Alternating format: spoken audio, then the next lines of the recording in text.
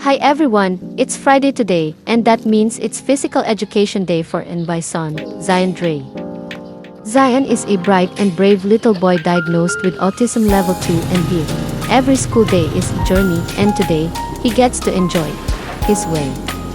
Masaya si Zion tuwing Friday kasi nakakapaglaro siya at gumagalaw ng malaya. Ito ang paborito niyang parte ng linggo.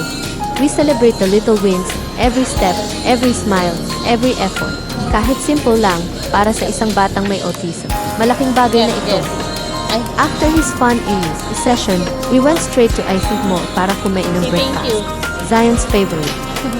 Of course, Jollibee. Sobrang happy siya habang kumakain, lalo na't kasama si Mommy. At syempre, pagkatapos naming kumain, naglibot kami sa mall para hanapin ang laruan na gusto niya. It's his reward for being so active and cheerful today. Pag-uwi namin sa bahay, nag-decide naman sina Ate Wanwan at Kuya Chang Chang na pumunta kami sa Ice Mall para mag-shopping at bilihin ang gusto niyang toy excavator. At Iwanda bought a new toy excavator na paborito niya. At si Kuya Chang Chang naman, bumili ng bagong shirt.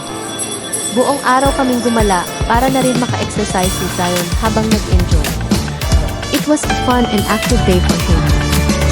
Filled with movement, laughter, and love, these are the moments we treasure.